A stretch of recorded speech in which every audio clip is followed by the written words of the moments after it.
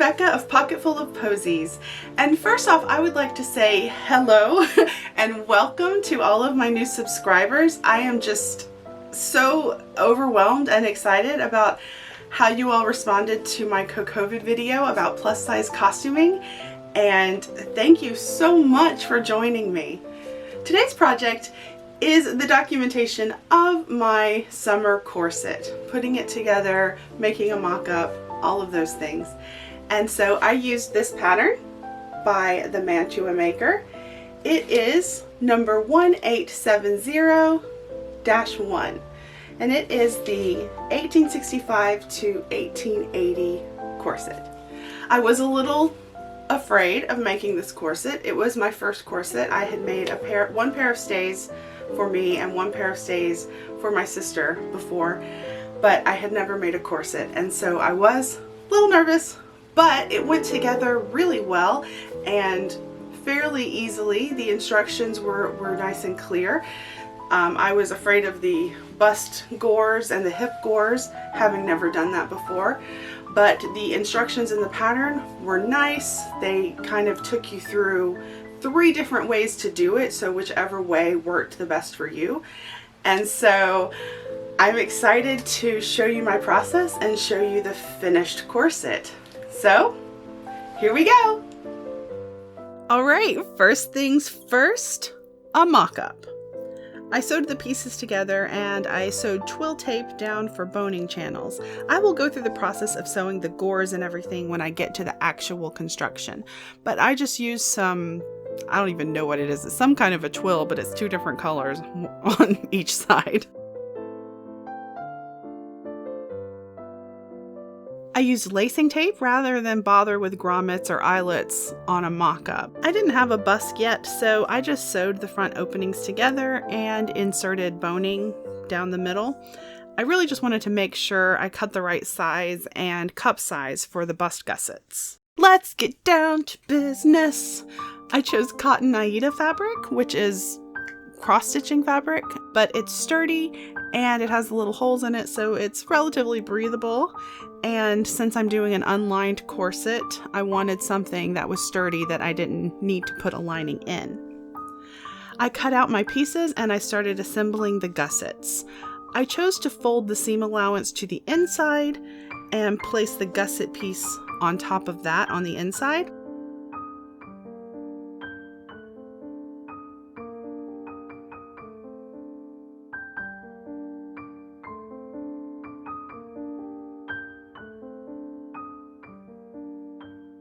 And this is the outside of the front of the corset with the gussets pinned in place.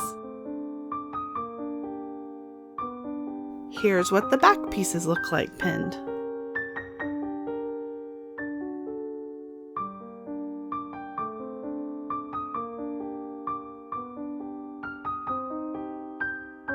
After I got the gussets all pinned, I basted the gussets in place so that when I started to sew, they wouldn't shift around.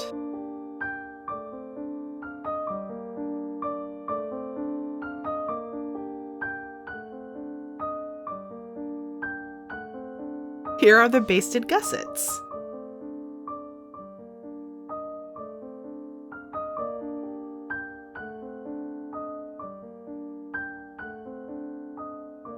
I pinned the side seams together. Now this corset only has 4 pieces because it's got 2 front pieces and 2 back pieces.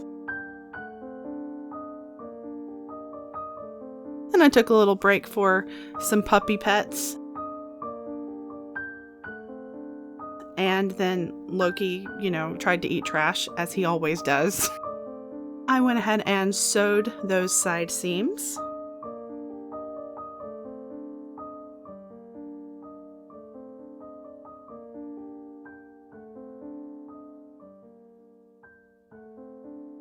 So I sewed the side seams together. I'm going to press that. And I basted all of the gussets or gores or whatever they're called. I just basted those in so that we have the right shape. And of course I'm going to sew it. I'm trying to decide whether I want to do a contrasting thread or not. I'm thinking I don't want to do a contrasting thread. So this is the back. Next, I top stitched around the gussets, and I actually didn't film this, but I used a zigzag stitch on the inside of the gusset pieces just to keep everything from fraying. Now let's get to work on the boning channels. I used 1-inch twill tape on the inside of the corset for the boning channels.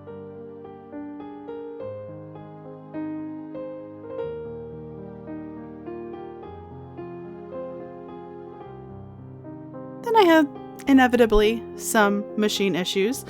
I changed the needle and rethreaded, and all was well. I decided to sew some twill tape right sides together on the front and back openings to provide a bit more structure.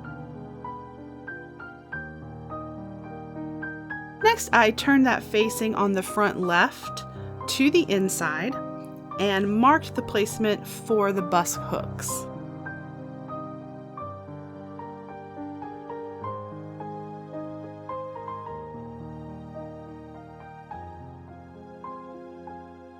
I used an awl to create holes for the busk hooks to go through.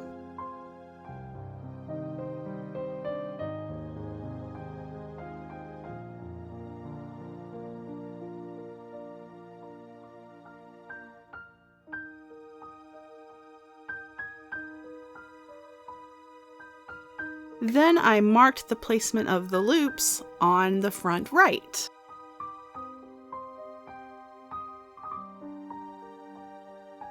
Now on the front right, I then took it to the machine and sewed down the twill tape facing, skipping over my marks for the busk loops. That creates openings for the loops to poke through.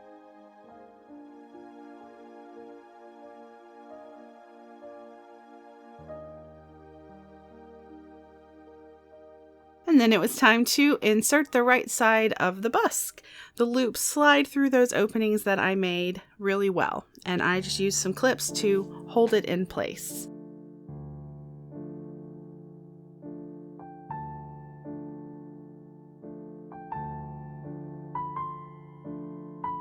Now, time to slowly and carefully sew the busk in place. I used a zipper foot, which is ideal because you can get as close to the busk as possible. And I speak from experience, try not to hit the steel. You will break a needle, and that's dangerous. I did the same thing on the left side. Seriously, take it slow. Broken needles are scary.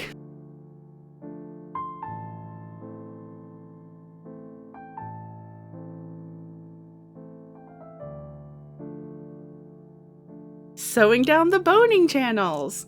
So I sewed down the center of the twill tape, and I used 1-inch twill tape.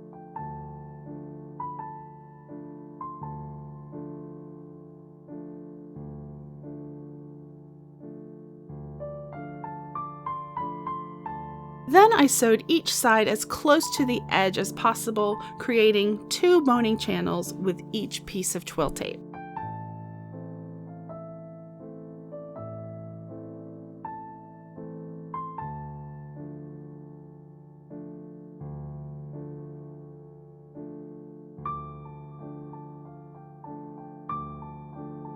For the back openings, I turned the twill tape to the inside, and I made sure to have enough of the blue fabric folded to the inside, and I stitched that down so the twill tape wouldn't show on the outside. Then I sewed the edge of the twill tape on the other side down. This will be where the lacing eyelets or grommets will go. I used that same twill tape to bind the bottom edge of the corset, and I used quilting clips to hold it in place while I maneuvered it around the curves. Then I just took it to the machine and sewed it down right sides together.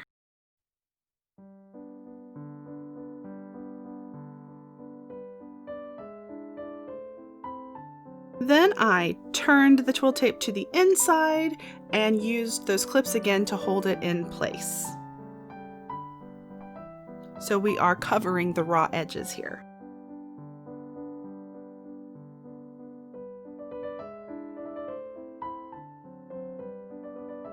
I stitched in the ditch on the outside to attach the twill tape binding on the bottom of the corset.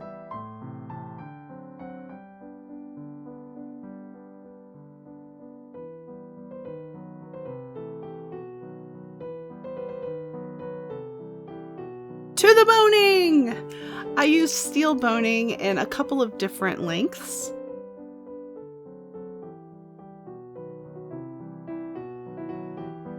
Since I failed to purchase a metal cutting implement, I also used synthetic whalebone.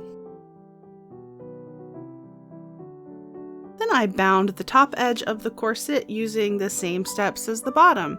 Again, carefully.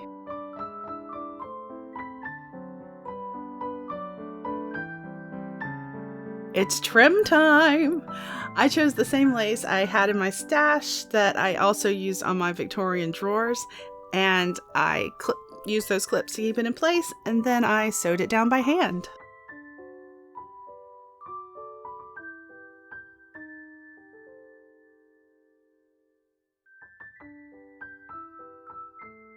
I also had no grommets, so I chose to do hand-bound eyelets, and I didn't film that because I did it on the couch watching TV, and there's no light in there.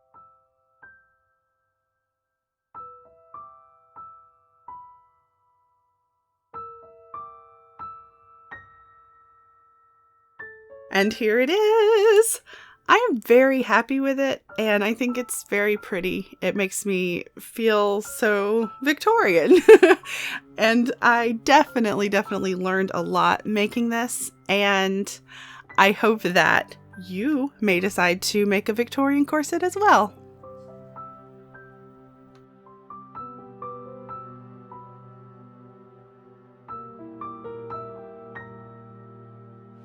Thank you so much for watching. I really enjoyed this project, and I hope you enjoyed watching me make it.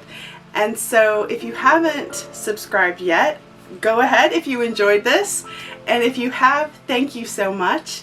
And I will see you next time on our sewing adventures. Bye!